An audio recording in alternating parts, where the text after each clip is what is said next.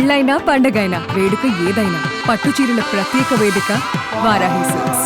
పహల్గామై దాడికి నిరసనగా కాంగ్రెస్ పార్టీ అధ్యక్షతన పీపుల్ ప్లాజా నుంచి ర్యాలీ కొనసాగిస్తున్నారు కొవ్వొత్తులతోటి. విహెచ్ గారు ప్రస్తుతం సీనియర్ కాంగ్రెస్ నేత, వారితో మాట్లాడదాం. సార్, ఎట్లా చూస్తారు ఈ దాడి, ఉగ్రవాదులు చేసినటువంటి దాడిని? ఉగ్రవాదులది అన్యాయం, ఇన్నోసెంట్ పీపుల్ అని చంపడం, దీని మీద కఠిన చర్య ఉండాలి.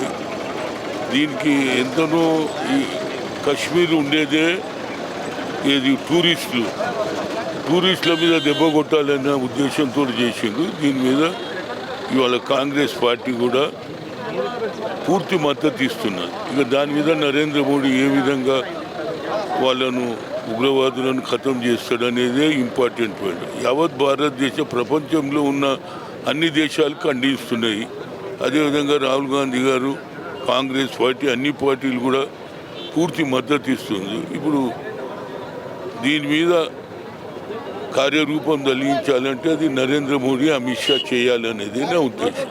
ఇదే సందర్భంలో పీఓకేను కూడా పక్కాగా పీఓకని ఇదే సందర్భంలో ఇండియా తీసేసుకోవాలనేటువంటి డిమాండ్లు కూడా వస్తున్నాయి సోషల్ మీడియా వేదిక. పీఓకేని మనం స్వాధీనం చేసుకోవాలనేటువంటి డిమాండ్స్. స్వాధీనం చేసుకోవాలన్నా లేదనేది మెజార్టీ ఒపీనియన్ తీసుకొని చెప్పాలి, అంతే.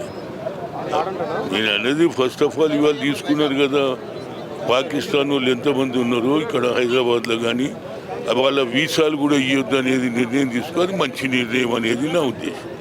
ఇప్పుడు తీసుకున్న చర్యలు సరిపోతాయి అంటారా? ఇంకేమైనా దౌత్యపరంగా ఇంకేమైనా చర్యలు తీసుకుంటే బాగుంటుందంటారా?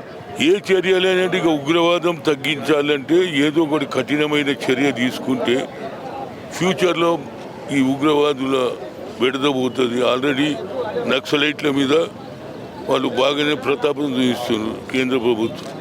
అదేవిధంగా పాకిస్తాన్ టెర్రరిస్టులను కూడా ఖతం చేయాలనేదే నా ఉద్దేశం.